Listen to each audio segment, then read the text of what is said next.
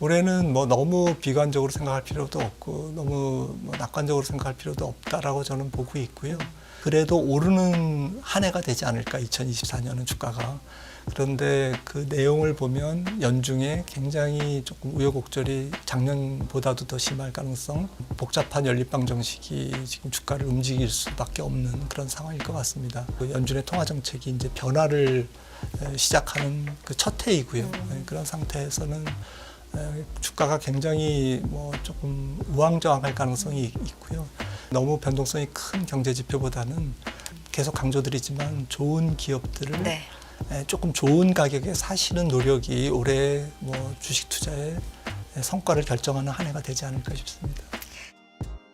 자, 계속해서 시장의 허와실 분석도 들어보는 시간, 매주 이 시간 모시는 우리 김한진 박사님 인사 나누겠습니다. 박사님 어서 오세요. 네, 안녕하세요. 안녕하십니까. 새해 복 많이 받으시고요. 새해 복 많이 받으십시오. 새해 복 많이 받으시고요. 네. 뭐 작년 연말부터 시작돼서 올해까지 이렇게 무자르듯 할 수는 없어요. 박사님. 네, 맞습니다. 그렇긴 한데 뭔가 시장 분위기는 약간 무자르듯 네. 그런 분위기네요. 이상하게. 네. 연말 연초가 조금 확연히 네. 좀 다른데 아무래도 사람들이 심리가 있는 것 같습니다. 또 뭐 트레이더들이나 펀드 매니저들이 연말에는 좀 쉬었잖아요. 네. 그리고 이제 새해 들어서 보니까 연준이 뭐 금리 그렇게 빨리 내리는 거 맞아? 네. 뭐 이제 이런 거. 뭐 올해 연착륙인데 맞겠지? 네. 그래 맞을 거야. 뭐 이러면서 이제 하나하나 이제 뜯어보다 보니까 가장 지금 시장에서 약간 찝찝한 뭐 약간 예측이 너무 과도했다라고 하는 부분이 연준의 이제 금리 인하 부분인 것 같습니다. 이제 3월부터 인하해서 4번에서 뭐 4번이 뭡니까? 한 6번 정도 인하할 것이라고 이제 보는 그런 견해가 너무 과도한 거 아닌가. 이제 마침 뭐 또 경제 지표도 뭐 괜찮게 나오고요. 그러다 보니까 통화 정책에 대한 금융 완화에 대한 연준의 피봇에 대한 조금 의구심 이런 것들이 연초에 이제 금리를 조금 올려 많은 폭은 아니지만 큰 폭은 아니지만 미국제 10년물이 다시 4%에 근접하는 이제 그러한 분위기에서 주가는 조금 눌리는 사실은 뭐 어떻게 보면 뭐 작년에 올랐던 부분에 대한 뭐 숨고르기 장세 이런 양상인 것 같습니다. 네. 그렇습니다. 짚어볼 게 좀 여러 가지가 있는데 일단 첫 번째로 2024년에 그러면 경기에 대해서 어떤 특징을 보일 거고 전망은 어떻게 보시는지 물론 굉장히 좀 긴 시간이 생각보다 여러 가지 변수도 많겠지만 어떻게 보실까요? 뭐 짧게 말씀드리면 뭐 지난주에도 좀 살짝 언급을 했습니다마는 좀 애매함과 착시 저는 뭐 두 키워드로 생각을 해봤어요. 첫 번째 애매함이라고 하는 것은 경기가 조금 본격적인 확장도 아니고 또 그렇다고 해서 본격적인 냉각도 아니고 수축도 아니고 그런 상태에서 뭐 좋은 표현으로는 뭐 골디락스고 또 골든 패스라고 얘기도 하죠. 그래서 하지만 뭐 투자자 입장에서 특히 주식시장에 이렇게 가깝게 투자하시는 분들 입장에서는 경기가 뭐 조금 화끈하게 좋아지는 것도 아니고 그렇다고 조금 떨어지는 것도 아니고 거기에서 약간 애매하게 1년을 끌고 갈 가능성이 조금 높습니다. 경기는? 네, 경기는. 그런데 이제 착시라는 표현은 저는 이제 약간 국가별로 뜯어보면 미국은 그런데 다 그렇냐? 전 세계가 그렇진 않다라는 거죠. 미국은 뭐 사실 작년 2.5% 성장률 추정치인데 올해는 뭐 한 1.5% 정도 보고 있지 않습니까? 뭐 그것도 틀릴 가능성은 높죠. 하지만 뭐 한 1%대 중반이라면 정말 뭐 굉장히 뭐 좋은 거고요. 잠재 성장률을 살짝 하회하는 연착륙이라고 이제 정의할 수가 있는 거고. 하지만 다른 나라는 조금 미국보다는 살짝 좀 냉각 분위기가 더 크게 느껴지거든요. 가령 유로존도 뭐 0.8%, 7%, 1%를 밑도는 작년에도 안 좋았는데 올해도 연속적으로 안 좋아서 좀 유로존은 약간 디플레이션적인 양상이 조금 예상되고요. 중국은 지금 4%를 넘을까 말까 뭐 지금 그렇게 얘기가 오가고 있습니다.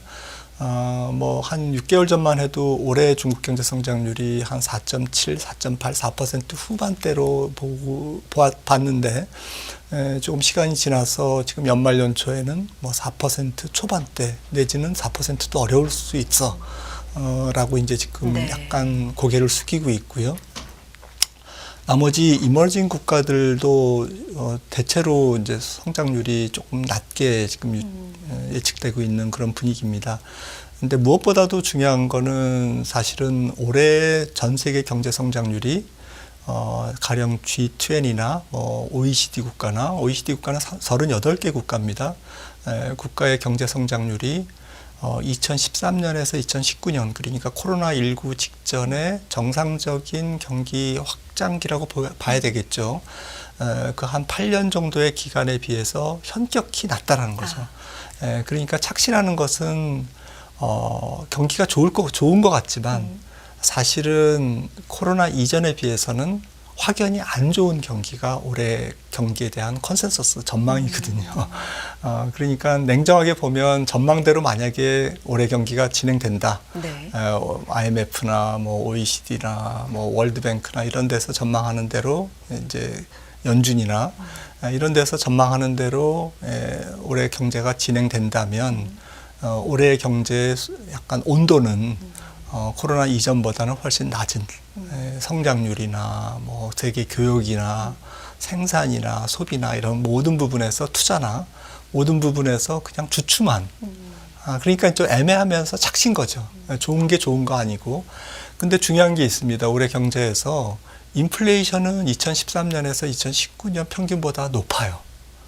성장률은 뭐 코로나19 이전보다 현격히 낮은데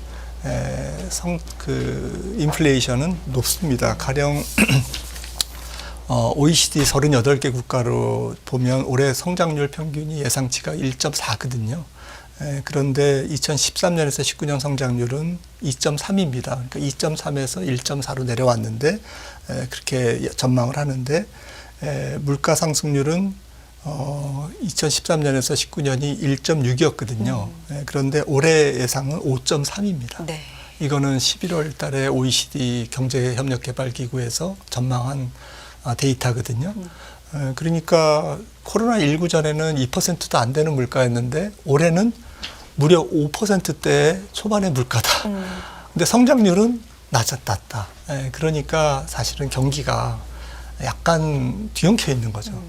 아직도 물가가 뭐 잡혔느니 마느니 뭐 이제 연준이 피벗을 하느니 마느니 하는데 냉정하게 보면 물가는 아직까지도 전 세계적으로 조금 높은 수준에 머물고 있다.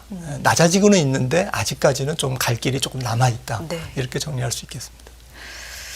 경기 전망이 이제 이렇다 보니까 연초부터 상당히 박사님 좀 헷갈리는 사항들이 많은 것 같아요. 왜냐하면 지난해 이제 내년이 되면, 그러니까 올해죠. 2024년이 되면 아무래도 지표를 볼 때 굿뉴스가 배드뉴스다. 이렇게 했던 게 확실히 좀 변할 거다. 이제는 좋은 게 좋은 거고 뭐 이렇게 될 거다라고 했었는데 그게 또 초반에 아직까지도 좋은 뉴스가 여전히 좀 배드뉴스인가? 뭐 이런 것도 있고 금리에 대한 것도 좀 바뀌면서 좀 헷갈리는 측면들이 있거든요. 지금부터는 뭘 좀 따라가 보면 좋겠습니까? 어떤 기준이랄까요?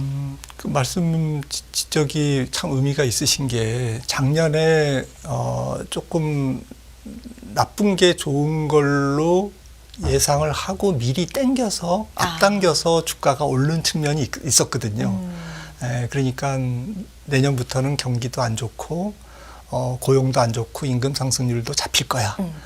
그래서 이런 지표들이 나올 때마다 조금 연준의 피봇의 첫 시기는 앞당겨질 거고 금리 인하폭은 4번이 아니라 5번, 6번이 될 거야. 라는 것은 이제 조금 배드 이즈 굿으로 이렇게 생각을 하고 주가가 많이 달려왔죠. 그런데 지금 상태에서는 주가는 높아져 있는데 이제 지금 막상 경기 지표를 받아보니까 약간은 아까 말씀드렸듯이 애매함과 좀 혼돈이 있는 거죠. 그러면 이제 걱정이 이 높은 주가를 뭐 높다라기보다는 그래도 약간은 뭐 어쨌든 많이 올라 있는 상태. 그렇죠. 나스닥도 40% 이상 올라 있는 상태, S&P도 뭐 25% 이상 올라가 있는 상태에서 PR도 뭐 한 지금 S&P 500 PR이 16배, 17배가 아니라 20배잖아요. 또 빅테크들은 뭐 거의 한 27배, 뭐 27배, 30배 가깝고 평균이. 그런 상태에서는 조금 좋은 뉴스가 나오면 원래 주가가 올라갔던 논리, 그러니까 피봇이 앞당겨질 것이다라고 한 논리가 무너지는 거고, 그다음에 경기 지표가 배드, 나쁘게 나오면 이거는 밸류에이션을 유지하기가 좀 어렵다라는 또 논리의 모순에 빠지고, 그러니까 주가가 약간 진퇴양난적인. 이거를 해결하려면 경기가 지나치게 나쁘게 일단 안 나와야 됩니다. 이게 경기가 지나치게 나쁘게 경기 지표가 나오면 이거는 모든 판이 경기의 연착륙이라는 것조차 이렇게 뒤흔드는 이제 그런 것이 나오면 이제 주가가 정말 큰 폭으로 빠질 거고요. 근데 그럴 가능성은 제가 볼 때는 조금 현재로서는 적어 보여요. 왜냐하면 대표적으로 실업률이 거기에 포함이 되는데 어제 여전히 실업률이나 어제 ADP 민간 고용이나 16만 4천 명 이게 내일 고용 지표가 나와야 되겠습니다만 노동부의 공식 통계가 나와야 되겠습니다만 이게 지금 19만 9천 지금 12월에는 지금 16만 건 16만 건으로 지금 예상을 하고 있는데 이게 한 10만 건 쪽으로 이렇게 근접하는 그 속도가 완만해야 되잖아요. 이게 급격하게 한 달에 한 2, 3만 건씩 팍팍팍팍 줄면 이게 공포심을 불러일으키기에 충분하거든요. 그래서 근데 그럴 가능성은 조금 비교적 적다라는 거죠. 왜냐하면 아직도 졸트 보고에서도 우리가 확인했지만 870만 건이나 기업들이 와서 일해주세요라고 지금 구인을 하고 있습니다. 노동 공급이 한 220만 명이 여전히 공급이 부족한 상태고 이래서 이 통계가 잘못되지 않는 한 사실은 미국 고용시장 때문에 그 경기는 소프트 랜딩을 할 것 같고요. 그래서 이제 그 부분은 조금 걱정을 붙들어 내놓으셔도 괜찮은데 문제는 주가가 올라 있는 상태였고 그 다음에 경기 지표가 아직까지는 화끈하게 나빠지지 않는 상태이기 때문에 금리가 어느 정도는 이렇게 왔다 갔다 할 가능성이 굉장히 개연성이 높은 거죠. 그러니까 가령 미국제 10년물이 지금 3.8%까지 약간 빠졌다가 4.0까지 올라간 게 사실 10년물 국채가 20bp 오른 거는 조금 큰 폭이긴 합니다. 하지만 그게 주가를 완전히 무너뜨릴 정도의 악재는 아니거든요. 그럼에도 불구하고 주가가 예민하게 반응하는 것은 그만큼 이제 기댈 것은 금리 쪽밖에 없다라는 거죠. 금리 쪽에 더 민감하게 이 주가의 밸류에이션을 유지하기 위해서는 금리가 올라가지 마, 올라가면 안 돼. 지금 이렇게 목소리를 내고 있는 거죠, 시장은. 그래서 당분간 1월 장세만 압축해서 본다면 1월 달에는 금리에 웃고 금리에 우는 그러한 한 달이 될 가능성이 높을 것 같습니다. 금리에 웃고 금리에 운다. 그러니까 울었다 웃었다 왔다 갔다 하겠죠. 그 정도로 변동성이 클 것 같습니다. 1월 달에도. 그러면 연초 증시를 채권 시장, 채권 금리가 조금 많이 민감하게 좌우할 것이다. 이렇게 좀 봐도 되겠습니까? 그럴 것 같습니다. M7 얘기를 잠깐 박사님 해주셨는데 M7을 가지고 PER, 밸류를 논한다는 게 사실 비쌌던 거는 연말에도 마찬가지 아니었습니까? 그런데 굉장히 미래를 보고 때로는 그런 거 상관 안 하면서 막 달려갔었잖아요. 근데 또 이렇게 안 좋은 뉴스들이 하나둘 나오고 조정을 받다 보니까 비싸다라는 얘기가 지금 또 부각이 되거든요. 어떻게 봐야 되는 거예요? 주식시장이 조금 약간 많이 올라가면 떨어지는 논리를 거의 다 갖다 붙이는 경우도 많고요. 또 많이 떨어지면 올라가는 논리를 갖다 대고 그래서 약간 사후 해석적인 이제 그런 게 많지 않습니까? 지금이 좀 그런 것 같아요. AI라든지 조금 AI의 조금 놀라운 생태계 형성이라든지 또 그게 당장 다음 주부터 CES가 지금 맞습니다. 예상되고 열리지 않습니까? 거기서 사실은 올해 AI 연설을 하시는 분들을 보니까 저 깜짝 놀랐습니다. 작년하고는 완전히 확연히 다르고요.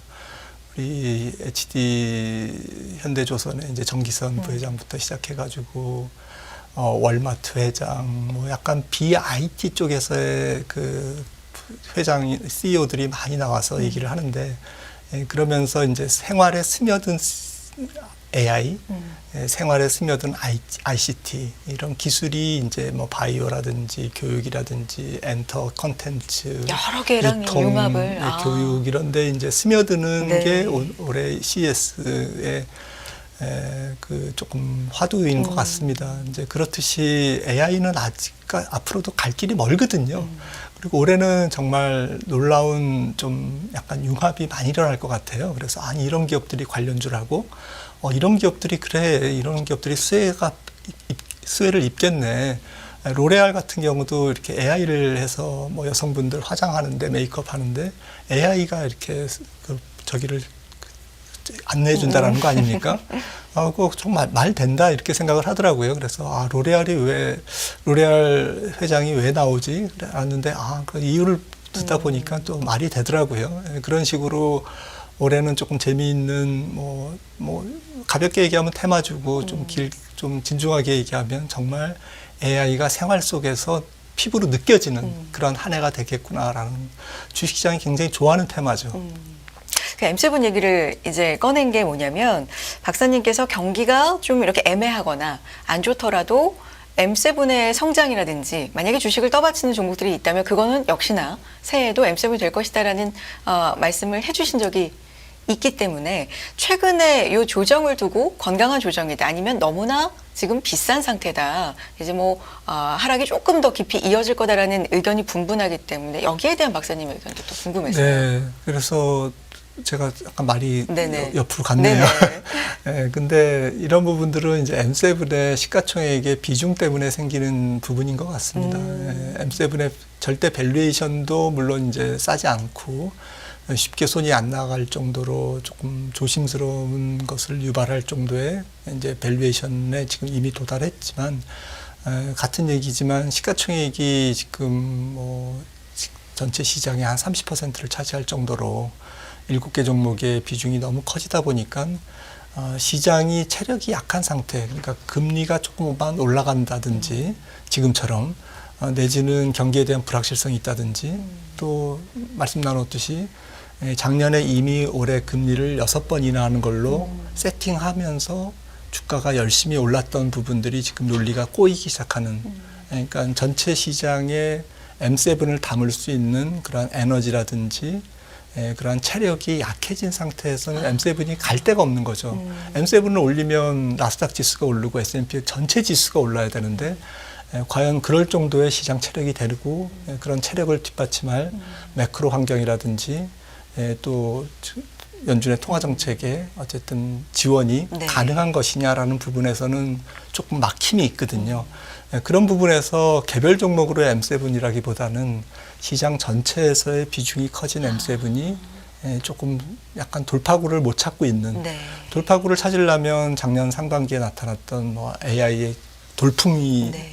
갑자기 있다든지 때로는 정말 뭐 톡은 뭐 정말 우리가 생각하지 못했던 더 기가 막힌 스토리가 조금 나와야죠. 이제 그렇지 않은 상태에서는 결국 1월 15일 중순부터 시작되는 1분기 실적과 또 1분기는 또 중요하지 않습니까? 올해 전체 실적 가이던스가 나오는 그런 상태에서 M7 주식들의 올해 이제 가이던스가 조금 좀 더 아름답게 나와야 이제 이게 논리가 뒷받침되는데 당장 뭐 그럴 가능성도 높지 않고요. 네. 이러다 보니까 좀 M7이 약간 개점 휴업되는 상태, 이런 상태가 뭐 한 분기 정도는 지속될 가능성이 있어 보입니다. 그러니까 지수가 좀 갇혀 있다 보니까 같은 논리로 M7이 못 움직인 거고 또 M7을 움직일 수 있는 동력이 약하다 보니까 지수가 또 갇혀 있는 거고요.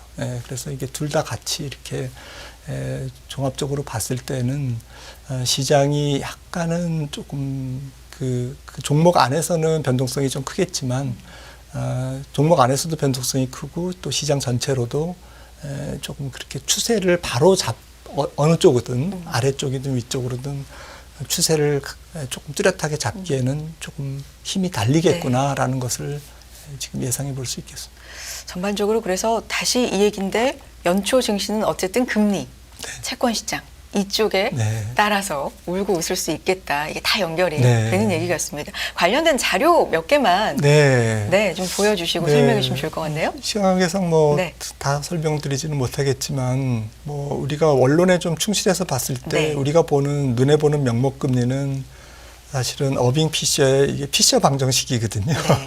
네. 경제학에서 얘기하는 금리라는 것은 돈을 빌려줄 때 내가 그 돈을 쓰면 되는데 왜 빌려주지? 기회 비용을 이제 받아야 되겠다. 돈을 빌려주는 사람 입장에서는 그거고 또 한 가지는 앞으로 물가가 어떻게 될 거지? 뭐 그 물가 상승이 되면 거기에 대한 뭐 돈 빌려주는 사람 입장에서는 보상을 받아야지.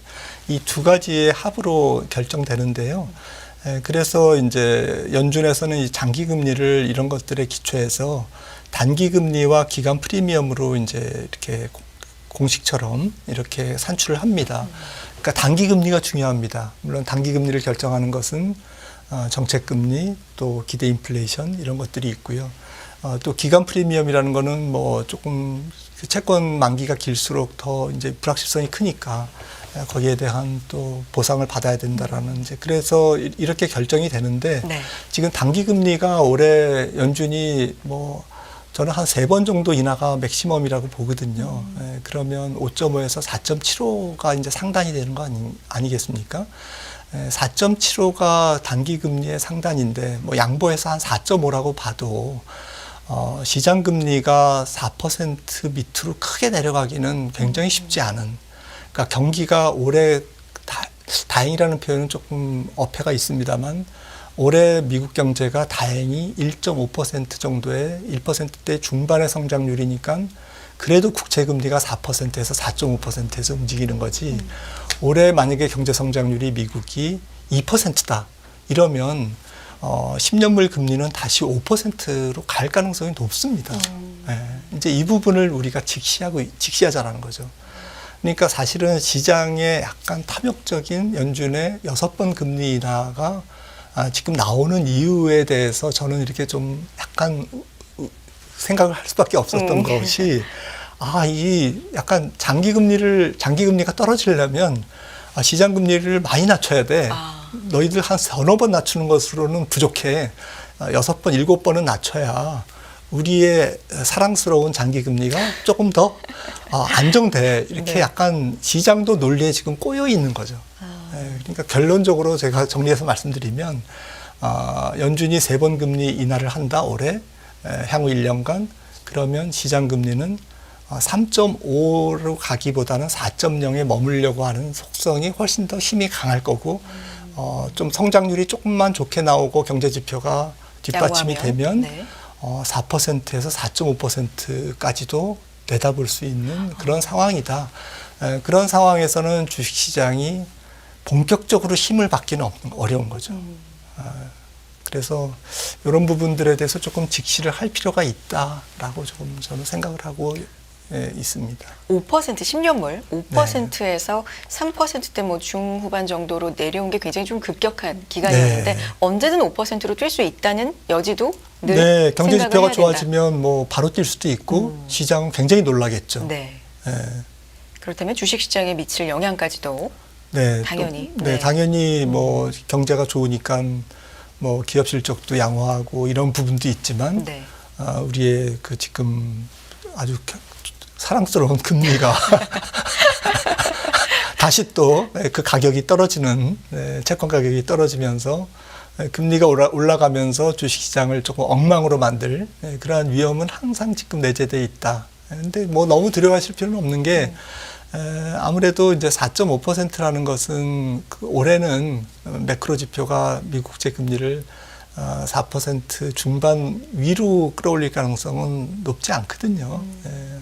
앞서도 뭐 전 세계 경제 말씀드렸지만 확실하게 이제 조금 모든 경제 지표들이 식고 있습니다. 다행이라는 표현도 어폐가 있지만 다행히 식고 있어서. 근데 문제는 좀 미국 경제는 상대적으로 좋은데 미국 국채 금리는 그래서 그 영향을 받아서 약간 레벨이 높은 상태에서 있는데 전 세계 벤치마크 금리가 미국 국채 10년물이다 보니까 경제가 안 좋은 국가도 조금 경제가 상대적으로 좋은 미국 국채 금리에 조금 붙을 가능성. 그러니까 상당히 경제가 안 좋은 국가도 약간 유럽 같은 디플레이션이 만연한 국가도 금리는 약간 높게 형성되는 이런 약간 불이익이라고 할까요? 네. 이런 것들을 조금 겪어야 되는 그런 한 해인 것 같습니다. 아까 말씀 중에도 물가 얘기를 잠깐 해주셨고 박사님 여기 자료도 인플레이션 추이에 대해서도 가지고 오신 게 있는데 사실 어제 그 고용에서도 보면 굉장히 고용이 탄탄하다라는 네. 걸 시사하는 거긴 했지만 그래서 뭐 채권 금리 영향도 조금 있었습니다만 그 안에서 임금 상승이 동반되진 않았다라는 부분도 일부 굉장히 좀 주목을 받긴 했거든요. 물가에 대해서는 어떻게 봐야 될까요? 네, 물가 어제도 이제 임금 상승률이 다행히 네. 그렇게 높진 않았고 아마 ADP 그 노동부 통계에서도 아마 3.0이 넘지는 않을 걸로 지금 예상을 하고 있는데요. 네. 지금 임금 상승률은 천천히 떨어질 것 같습니다. 앞서도 말씀드렸듯이 미국 고용이 구조적으로 지금 고용 시장이 좋기 때문에 천천히 떨어질 것 같고요. 아무래도 연말 연초에 조금 계절 조정을 함에도 불구하고 또 여러 가지 노이즈가 있지 않습니까? 또 자동차 노조 파업에서 지난달에는 복귀하고 또 헐리우드 작가 배우들 복귀하고 네. 그러면서 지난달에 19만 9천 건을 찍었는데 올해는 이번 달에는 12월 달에는 이제 내일 나오는 지표에서는 한 15만 건, 16만 건으로 이제 차분하게 낮아질 가능성. 이제 그래서 이렇게 약간 노이즈가 많기 때문에 전체적인 고용 수치는 네. 임금이 훨씬 더 중요할 주가에 영향을 줄 것 같습니다. 근데 임금도 조금씩은 떨어질 것 같습니다. 좋습니다. 오늘 그래서 전반적으로 연초 증시는 채권 시장 환경과 금리가 좀 지배할 거다라는 게 저는 네. 키포인트로 좀 기억에 남는데 정리 말씀 좀 부탁드릴게요. 네, 연초 대비 연말은 한 자릿수 정도가 되지 않을까 저는 생각을 하고 있습니다. 그래서 그래도 오르는 한 해가 되지 않을까 2024년은 주가가. 그런데 그 내용을 보면 연중에 굉장히 조금 우여곡절이 작년보다도 더 심할 가능성. 너무나 이제 좀 복잡한 연립방 정식이 지금 주가를 움직일 수밖에 없는 그런 상황일 것 같습니다. 앞서도 말씀 나눴지만 뭐 하나 경제 지표가 조금 균형점에 도달하고 있는 부분들은 아니거든요. 그리고 연준의 통화 정책이 이제 변화를 시작하는 그 첫 해이고요. 그런 상태에서는 주가가 굉장히 뭐 조금 우왕좌왕할 가능성이 있고요. 그래서 경제 지표보다는 너무 변동성이 큰 경제 지표보다는 기업 실적 계속 강조드리지만 좋은 기업들을 네. 조금 좋은 가격에 사시는 노력이 올해 뭐 주식 투자의 성과를 결정하는 한 해가 되지 않을까 싶습니다. 여기까지 듣겠습니다. 우여곡절이란 표현 들으니까 연초부터 마음을 좀 다잡고 시작해야 되겠다라는 생각 들었고요. 김한준 박사 함께했습니다. 박사님 고맙습니다.